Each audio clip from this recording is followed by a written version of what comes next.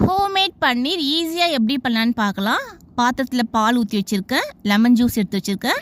பால் நல்லா பொங்கி வந்ததுக்கப்புறம் கேஸ் சிம்மில் வச்சுட்டு எடுத்து வச்சுருக்க லெமன் ஜூஸை ஆட் பண்ணிக்கலாம். உங்கள்கிட்ட வினிகர் இருந்தால் கூட வினிகர் போட்டுக்கலாம், நம்ம விருப்பம்தான். லெமன் ஜூஸ் ஊற்றுனதுக்கப்புறம் லைட்டாக ஒரு மிக்ஸ் பண்ணிவிட்டு 10 நிமிஷம் டிஸ்டர்ப் பண்ணாமல் அப்படியே விட்டிங்கன்னா பால் அழகாக திரிஞ்சு வந்திருக்கும். தண்ணி தனியாக, திரிஞ்ச பால் தனியாக வந்திருக்கும். அதை அப்படியே வடிகட்டிட்டு நல்லா வாஷ் பண்ணிக்கோங்க 2-3 டைமு. லெமன் ஊற்றிருக்கோம்ல, அதனால் அந்த வாசனை வராமல் இருக்கிறதுக்கு நல்லா வாஷ் பண்ணிவிடுங்க. ஒரு சுத்தமான வெள்ளை துணி எடுத்து அதில் போட்டு இன்னும் கொஞ்சம் தண்ணி இருக்கும், இந்தமாரி நல்லா வெயிட் வச்சிங்கன்னா தண்ணி தண்ணி எல்லாமே ஃபில்டர் ஆகி வந்துடும் உங்களுக்கு. இப்போ பார்த்தீங்கன்னா ஃபில்டர் ஆனதுக்கப்புறம் சூப்பரான பன்னீர் ரெடி ஆயிடுச்சு. ஈஸியாக நம்மளே ரெடி பண்ணலாம். நல்லா சாஃப்டாக இருக்குது, செம்ம சாஃப்டாக இருக்குது, பார்த்தா தெரியும் உங்களுக்கு. எந்தமாரி சைஸ் வேணுமோ கட் பண்ணிவிட்டு பன்னீர் பட்டர் மசாலா, பன்னீர் டிக்கா என்ன வேணாலும் பண்ணலாம், நம்ம விருப்பம்தான். ட்ரை பண்ணி பாருங்கள். தேங்க்யூ.